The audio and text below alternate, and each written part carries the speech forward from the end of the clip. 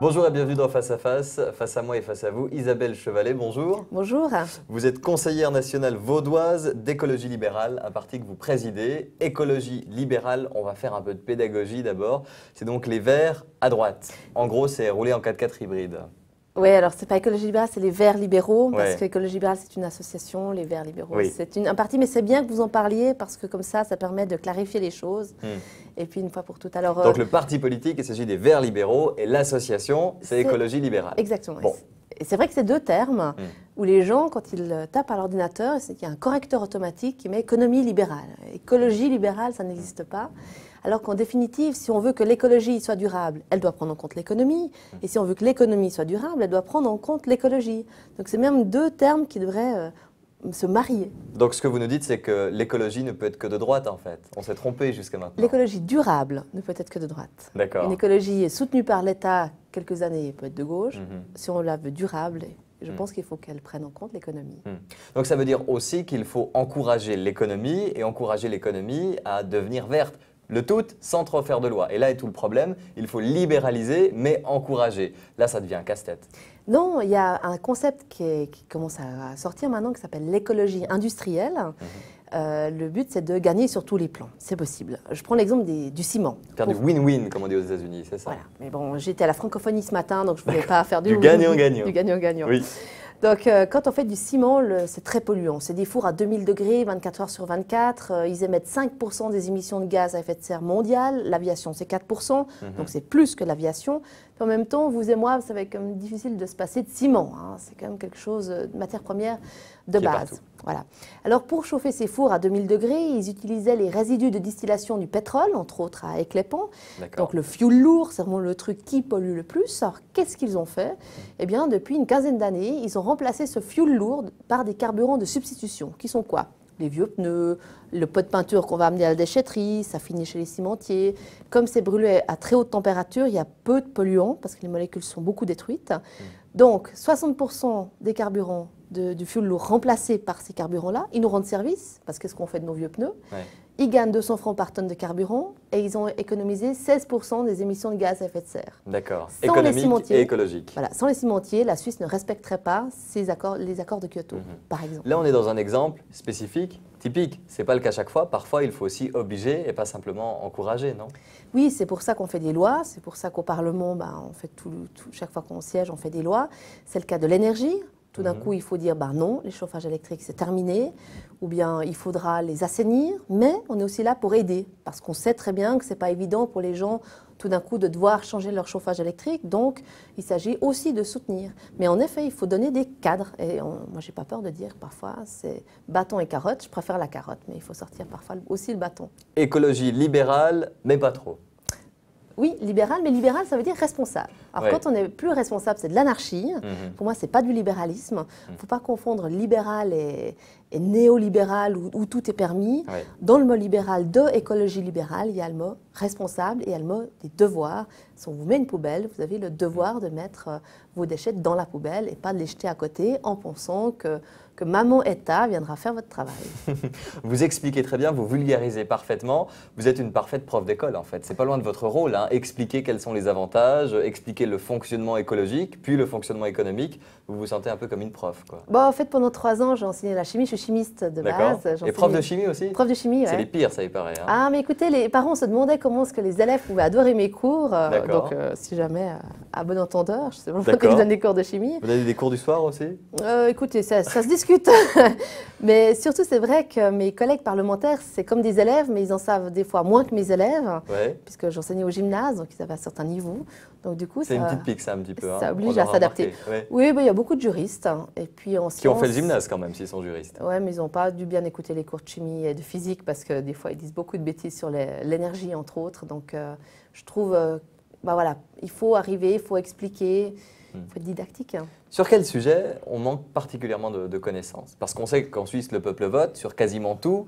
Et évidemment, il lui manque aussi parfois des clés. Sur quel sujet c'est le plus dramatique, criant, problématique pour vous?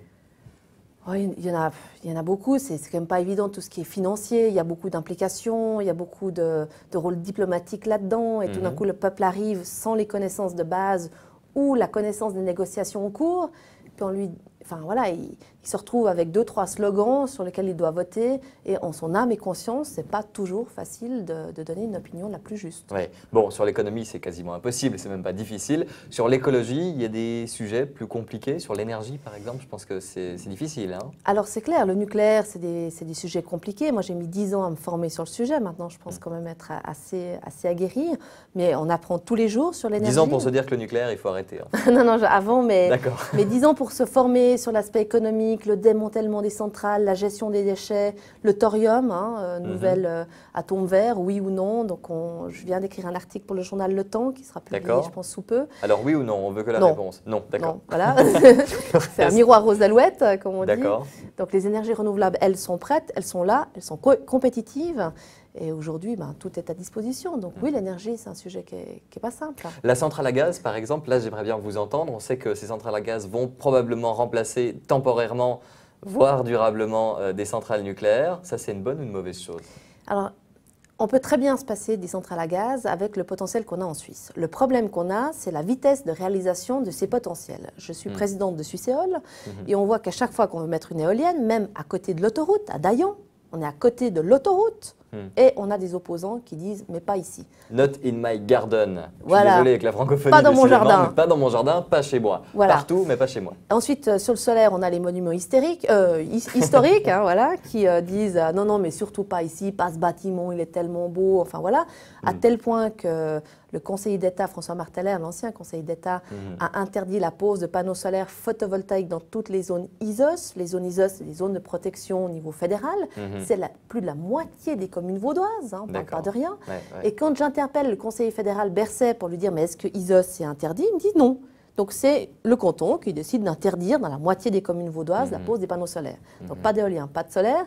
La petite hydraulique ou l'hydraulique, oulala, ça turbine les poissons, pas de petite hydraulique. Les économies d'énergie, on assainit les chauffages électriques. Ah oui, non, mais pas le mien.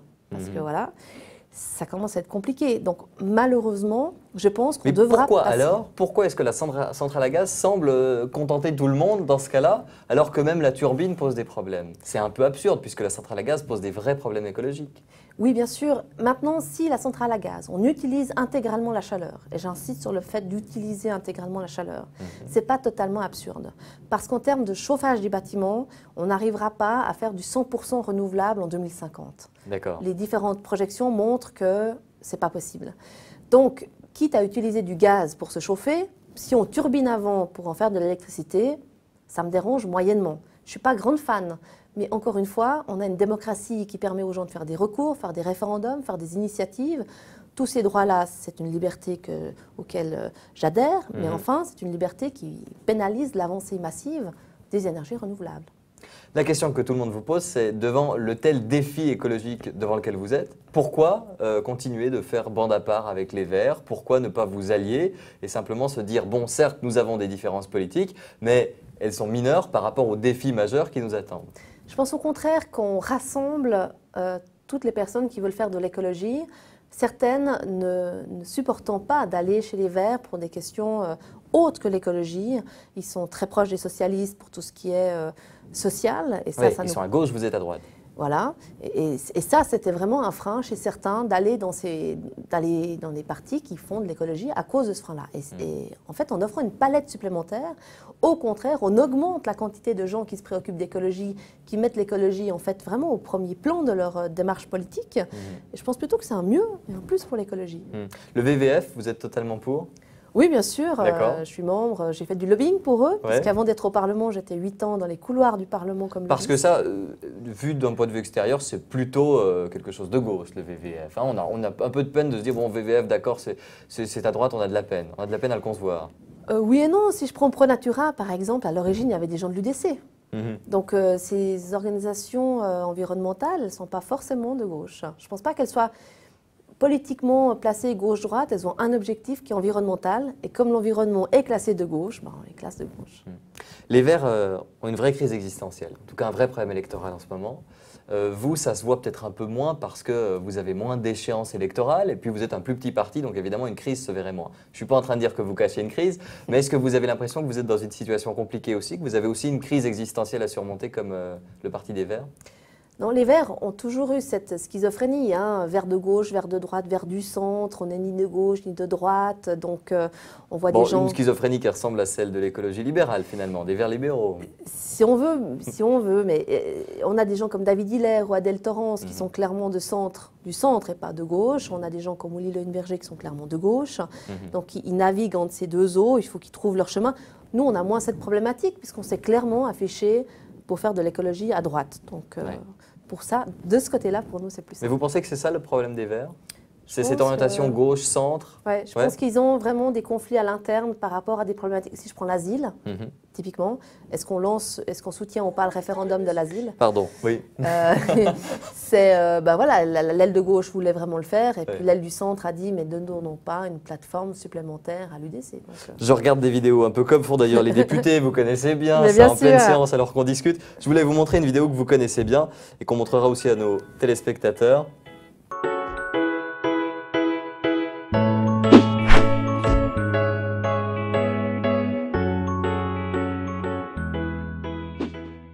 Mesdames et messieurs, bonjour.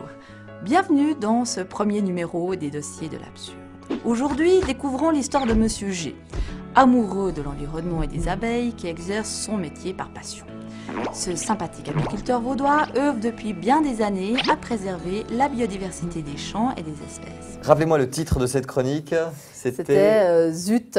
Oui, exactement. En fait, c'était une petite chronique, c'était juste avant une échéance électorale, et puis vous faisiez de la pédagogie en expliquant les petites absurdités de nos lois. Ouais. En gros, vous trouvez qu'il y a trop de lois, ça...